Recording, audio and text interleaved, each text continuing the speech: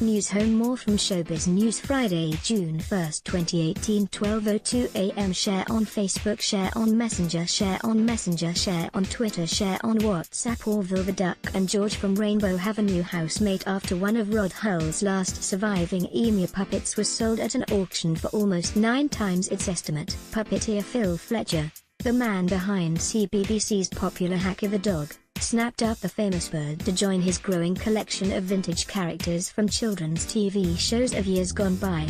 The successful £8,860 bid came into Chippenham auction rooms in Wiltshire over the phone, with Mr. Fletcher paying well over the anticipated price of between £750 and £1,000. Emu, who cost £10,000 to make, will sit on the sofa at Mr. Fletcher's Wigan home alongside the Pink Hippo, George, Keith Harris Orville, and the iconic duo of Sooty and Sweep. I'm 41, so I vividly remember seeing Emu on television when I was growing up, said Mr. Fletcher, who has been operating Hacker the Dog since 2009. Rod Hull was one of the best puppeteers, but also criminally underrated, because audiences totally bought into the character of Emu. They forgot that Rod was operating him. He was brilliant.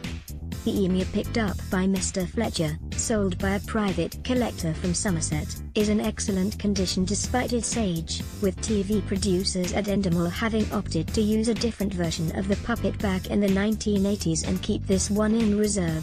Principal auctioneer Richard Edmonds said, "There was some fierce bidding over the phone and internet for the emu puppet. Collectors and puppet aficionados clearly feel very passionately about this character. I don't think Mr. Fletcher's other puppets are going to know what's hit them when Emu arrives in Wigan." Hull and Emu made their debut on an Australian TV show, before returning to the UK to further establish the act. In 1976 the pair sealed their fame after Emu repeatedly becked Michael Parkinson on his TV show. Only a threat from Billy Connolly kept the puppet under control. Their popularity peaked in the late 1970s and 1980s, when the pair had a show on Night TV, but by the end of the second decade they had lost popularity and the puppeteer ended up in debt. Rod Hull died in 1999 when he fell from the roof of his home while attempting to adjust his television aerial. Copyright Sky News 2018. Share on Facebook, share on Messenger, share on Messenger, share on Twitter, share on WhatsApp. More from Showbiz News. Matt LeBlanc to leave BBC's Top Gear. Former Friends star Matt LeBlanc is to leave the BBC's Top Gear after the show's next series, he has announced. Germaine Greer says most rape is bad sex, not violent crime. Feminist author Germaine Greer has called for a rethink on how rape is prosecuted, saying some cases should be thought of as non-consensual, bad sex rather than a violent crime.